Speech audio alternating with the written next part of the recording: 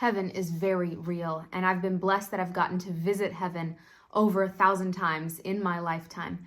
And I'm going to tell you today about the basic layout. My name is Dakota Lee. Welcome to the Heaven is Real channel.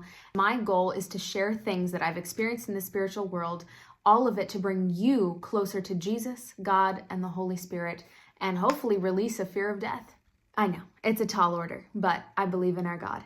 Today I'm covering the basic heaven layout, the pearly gates, the transition room, the throne room, Heaven's Garden of Eden, New Jerusalem, the River of Life. I'm going to fit in as many things as I can. I hope you're excited. Now, when I first started visiting heaven, God allowed me to come into the throne room. And I believe that this is because, and this might apply if you have a spiritual gifting, if you have a gift to see in the spirit, or you're growing into a gift to see in the spirit, then a lot of times when God starts to show you more, he'll often show you the same place over and over again, and you'll sort of start your adventures in this same place. And I call it an anchor. So for me, my anchor got to be the throne room of God. When I first started visiting heaven, I would only come to this place. And to describe it really quickly, it's about the size of half a football field. God's throne, made of gold, and Jesus's throne, also made of gold, are at the back of the throne room. And then most of the throne room is like a courtyard of gigantic golden tiles. Like if I laid flat out with my arms outstretched, feet outstretched inside one of these golden tiles, I wouldn't be able to reach the edge of even one of them. So I can't remember. I think they're 10 foot by 10 foot, or they might be 7 foot by 7 foot. But they're much bigger than me, each of these tiles. And there's hundreds of them. The cool thing about the throne room is that there's so many cool things about the throne room, but it's three-sided. And that means that there is a sort of a curtained wall behind God and Jesus's throne. But if you sat in Jesus's throne, as I've often gotten to do, I get to sit on Jesus's throne with Jesus. And so when you hear that verse of we are seated in the high places, I have to look up the exact verse, but we're basically seated with Jesus in heaven. That is quite real.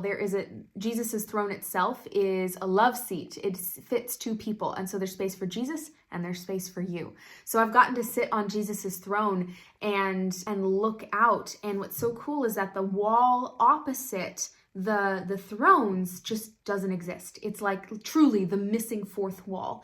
And so looking out, you see the expanse of space, and you see earth, and I even see the curvature of the earth from the view of this missing fourth wall. It's so gorgeous. I have so many amazing experiences here. But I also, with this video, I also wanted to give you a heads up of what to expect if you do get to visit heaven, or when it's time for you to pass away, what can you expect? So the pearly gates are real. And I saw this the first time I got to visit heaven. Jesus was guiding me, and he let me pass by the pearly gates. We didn't enter heaven that way. We actually entered heaven through the missing wall of the throne room. But I saw those pearly gates, and amazingly, they are actually pearlized gates. And at another experience, when I got to visit heaven, I got to go up to those gates, and I put my hand on them, and imagine wrought iron, but made of pearl. And when I put my hand around one of the gates, I could feel like it truly looked like the pearl had been grown. And I can't even imagine, maybe there was a gigantic clam out there that specially grew, spiritual clam out there that specially grew these gates. But they are real. And then once I asked God, because the pearly gates aren't mentioned in the Bible, at least I don't think so. I haven't come across any verses that mention pearly gates in the Bible. But when I asked God, why are there pearly gates? God simply smiled at me and said, well, Dakota, so many people expected the pearly gates. I went ahead and erected them at the very front of heaven. So people, it would meet their expectations as their first place. And they knew, okay, yeah, I think I'm in the right place. Or at least it helps that, because when you approach heaven, you kind of just feel the glory. It's a really good thing. God often leaves the pearly gates open. He often leaves them open. Now, on the other side of the pearly gates is the transition room. And this is a room that I believe has 7 sort of sides to it. And each side, so imagine a room that's not circular, but, heptagonal. And each side sort of has a different entranceway of places you can go. So when you step through the pearly gates for the first time, you're in the transition room.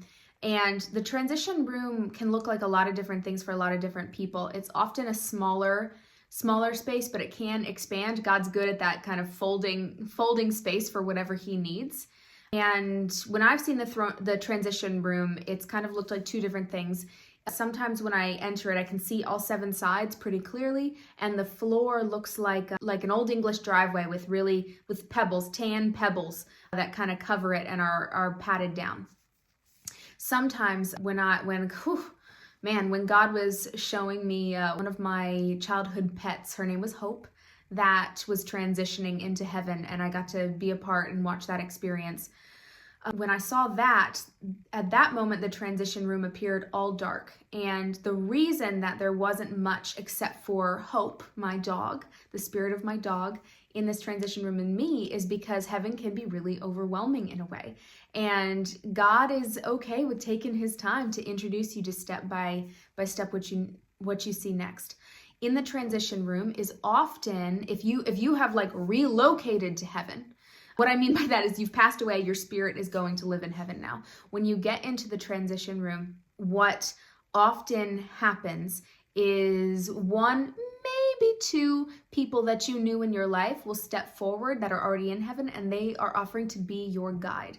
Now, sometimes it's an entire family reunion, although that can be pretty overwhelming for people as they're getting used to their new spiritual body.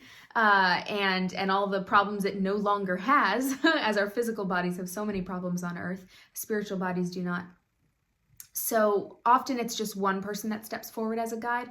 When my dog, and yes, animals do go to heaven.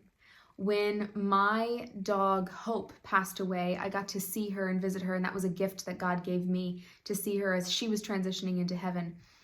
And a year before Hope passed away, my other childhood dog, Raja, had passed away.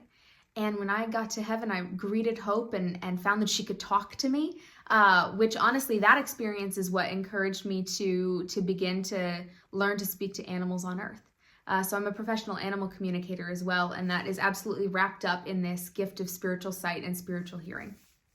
And everything I do is with the goal to glorify God and bring people to Jesus. But Raja was there to greet Hope, and Raja was going to be Hope's guide. That was a really beautiful moment. I won't go all the way into that story, but straight forward from the transition room, if you went through the archway that's straight forward, there is a garden there. And I asked God, what is this called? And he said, this is the Garden of Eden. And I go, what do you mean? Like, I've read about it in the Bible, but I thought that garden was no more. And it's kind of hard to describe with words, but what God showed me in my heart is that the heaven's Garden of Eden, this beautiful field of golden grass and trees and a river running through it, and a forest off to the side, sort of off to the left side of the garden, if you're entering from the transition room into this garden, somehow this is connected to the original Garden of Eden. And I think it's really beautiful that pretty much the second place you go when you enter heaven is the original Garden of Eden. It's almost like a reset in your relationships and how you see yourself in the world.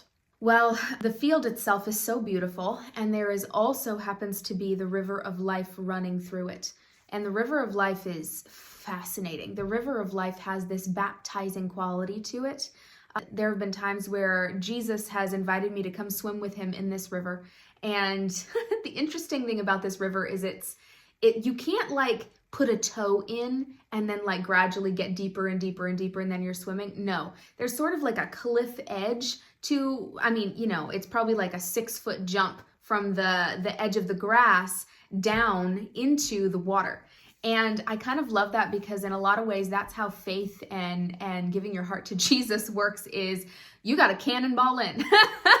God wants all of you. He does it. He sometimes will let you test him out a little bit, but there's going to be a certain point where he wants you to just cannonball right on into him, just give it all up and just let things fall where they are. And that is what it's like getting into the river of life. And there have been plenty of times where I get into the river of life and I'll watch as this sort of like black silt starts to just be drawn and come out of my spirit and just fades into the water, and the water itself just seems to eat it. Like it just disappears within seconds of leaving my body. I truly do feel purified when this happens. Across the river of life, there's more of this field. And I think it's within a couple miles, there's actually another river. And it's a lot flatter, and you can just sort of, like, it has a bank that you can get in, and not a steep bank. You can kind of walk in. And God has told me that this is actually the New Jordan River, or the Jordan River. And somehow this river in heaven is spiritually connected to the Jordan River on earth. I don't know much about that yet, but I do know they're connected. And if you cross that river, you get to enter the city of New Jerusalem, which deserves its very own video. Last little thing I want to say to help connect the dots is that back in the transition room, that 7-sided room that you enter when you go through the pearly gates, if you go straight, you enter the garden. But if you go to the left, there's a set of stairs and a small little plateau area, a set of stairs down again, and then you enter the throne room. And so it's all connected. And so I hope this brings you joy and hope.